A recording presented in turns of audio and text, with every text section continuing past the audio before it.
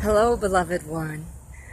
Dr. Goddess on Love and Life, CJ Adams here from Colorado, back in Colorado today.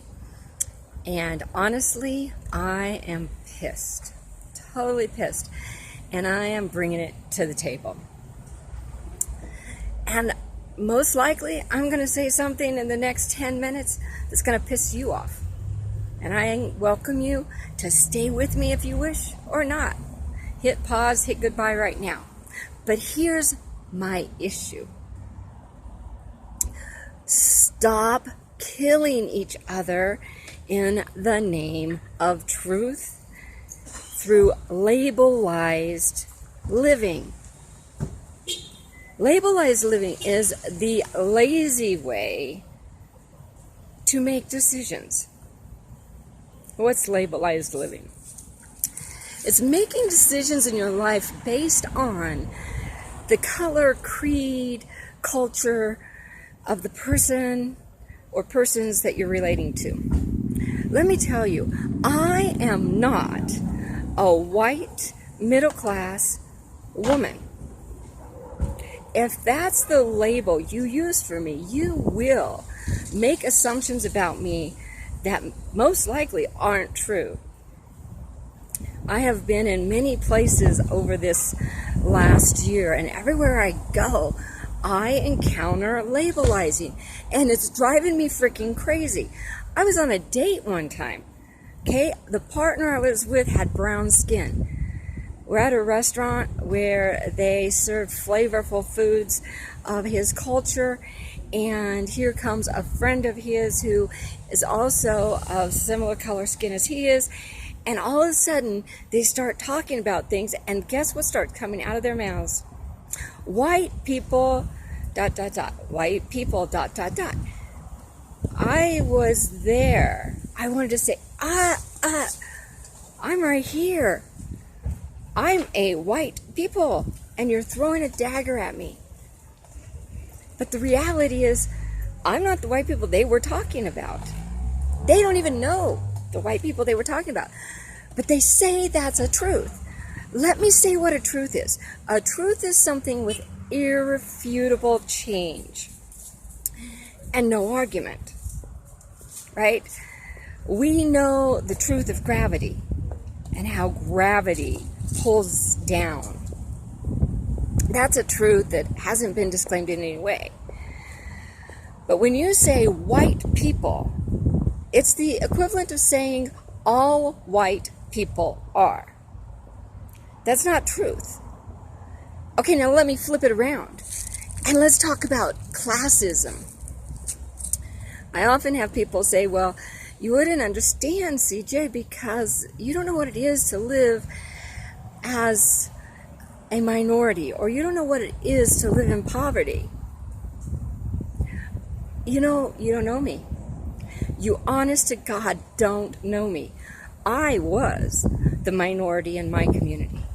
I was beaten up by people of multiple different colors. Black, brown, Asian. I was terrified to walk the streets. I was a little tiny blonde-haired white tyke, and I stood out like a light bulb. And I grew up in poverty. And I know what it is to be $320 away from homelessness. I also know what it is to have someone hate me because of my color. That's what led me to my path. I call my path Purple Love, and soon you'll be seeing things about Purple Love advocacy. And I want to tear that apart, because Purple Love makes a complete sentence. May we live in the world where all people experience peace, unity, respect, prosperity, loving kindness, and ever-increasing awareness in all areas of their lives. Because as a people, we listen, we observe, we validate, and we embrace all as one. I posted on my Facebook this morning a video of a man teaching his daughter affirmations. I am not better than anyone else. No one is better than me. You know who that was? It was a young black man teaching his young black daughter, we are all equal and equally great. Okay, when we start spouting labels, we can know we have moved from the message of truth to the terrorism of illusion. Pope Francis just recently in Italy blasted the media for terrorism through words. And really that's what we do to each other every day. We create the terror with the stories we tell. Black lives do matter. Indigenous peoples matter. We all matter. Right? Here's the truth. When we start to matter to each other to such a level that your story is my story, that I will be your advocate and you will be my advocate, that we can all have purple love, okay, then we've started speaking truth. Maybe you think you don't wear any labels. Have you ever heard yourself say Republicans, Democrats? That was another area. It was interesting. I worked for a Republican governor and voted Democrat. You can't tell by my associations who I am unless you ask, unless you observe my actions. I am an advocate. Who am I an advocate for? I'm an advocate for anyone whose voice is not heard at the table. Sometimes that is the homeless black man lying on the streets in San Francisco, California. And sometimes that's the billionaire who's investing his billions to make this world a better place. Right?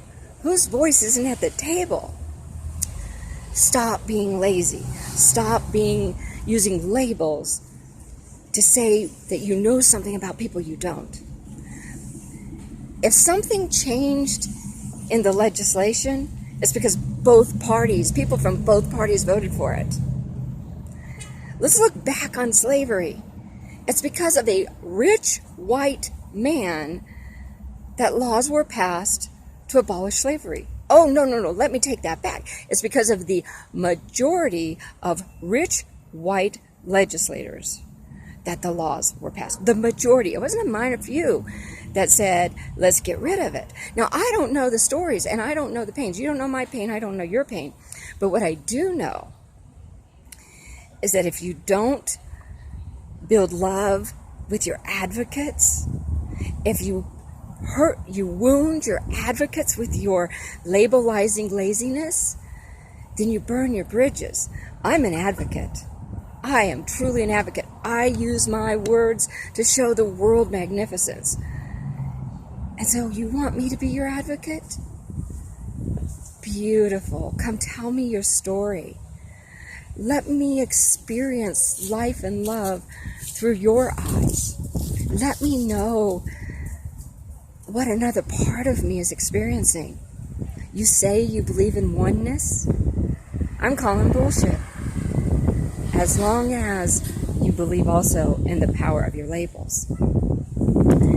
I work with people in all kinds of communities, sexual fringe communities being one of them. And in those communities, I hear vanilla people, right? The vanilla people. Well, at one time I was a vanilla people, and still probably classified in a lot of ways as one. And so, if you want me to be the advocate, to sit at the table where I can actually be the bridge, I do have the privilege of a skin color that's made it a little easier for me. I do.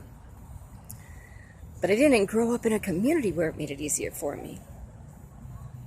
Right? And so I actually understand both sides. I speak the languages of both sides. I know a lot of people who speak the languages of both sides. For example, we could say this isn't a color issue, this is a class and an economic issue. The poor, those who do not have, against those who have. Well, you know what? When I was $320 away from homelessness, it was a very wealthy individual who took care of me, who saw my vision and came alongside me. So I can't say rich people don't care, because I have too many friends that show me philanthropy is alive and amazing without agenda. Or maybe I should better say, with the purple agenda, right? With the purpose of bringing peace, unity, respect, prosperity, loving kindness, and ever increasing awareness, right? It's not about your color. It's not about the amount of money in your wallet. Nothing can labelize you. You don't fit a label any more than I do. So if we truly want a new world, we have to start telling a new, true story. Here's my true story for you today. You are frickin' magnificent. You are perfect innocence, love in motion. That is who you are. How you represent to me may be a million different things, but I welcome you. You, specifically who you are in all your rainbowed glory. All right, my beloved, I hope I pissed you off a little bit maybe, or at least got you to think that I love you. I love you, and I do truly know that you and I, we are one.